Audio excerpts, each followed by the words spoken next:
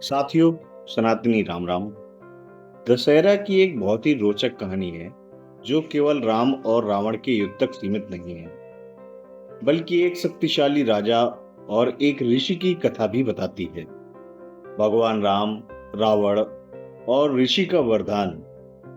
यह कहानी त्रेता युग की है, जब भगवान राम ने माता सीता को रावण के चंगुल से छुड़ाने के लिए लंका पर चढ़ाई की थी। लेकिन यह कहानी रावण के अहंकार और उसके एक बड़े रहस्य के बारे में है। रावण बहुत ज्ञानी और शक्तिशाली था। वह जानता था कि भगवान राम कोई साधारण मनुष्य नहीं, बल्कि स्वयं भगवान विष्णु के अवतार हैं। लेकिन रावण का अहंकार इतना प्रबल था कि वह अपनी शक्ति के नशे में चूर था। वह अपनी जीत को लेकर इतना आश्वस्त था कि उसने एक बड़ा रहस्य छुपाकर रखा था।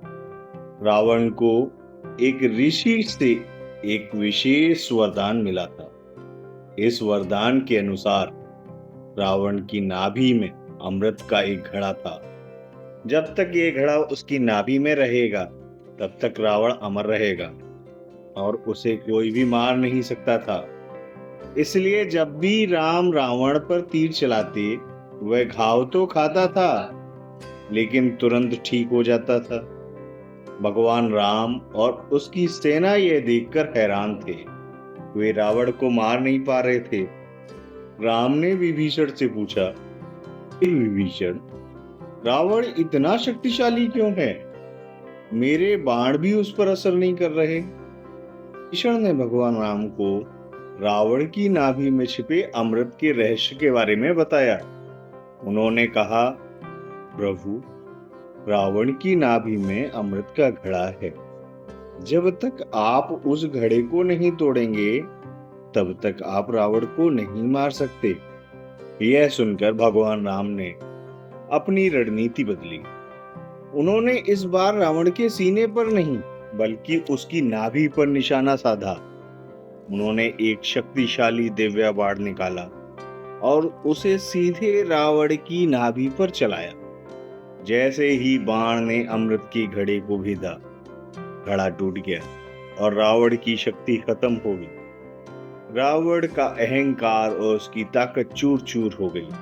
वह लड़खड़ाया और फिर भूमि पर गिर गया। इस तरह भगवान राम ने धर्म और सत्य की जीत सुनिश्चित की। इस कहानी से हमें यह सीख मिलती है कि अहंकार और बुराई कितनी भी शक्तिशाली क्यों ना हो, एक दिन उसका अंत निश्चित है। रावण की नाभि में छिपा अमृत का घड़ा उसके अहंकार का प्रतीक था, और जब वह अहंकार टूटा तो उसका अंत भी हो गया। यही कारण है कि दशहरा में हम बुराई पर अच्छाई की जीत याद दिलाते हैं। साथियों, आप सभी लोग जो इस चैनल से नए जुड़े हैं, कृपया इसे सब्सक्राइब करें और कमेंट सेक्शन में हमें क्या और नई चीज़ों को आपके साथ जोड़ना चाहिए, इसके बारे में बताएं। धन्यवाद। आपका दिन शुभ हो।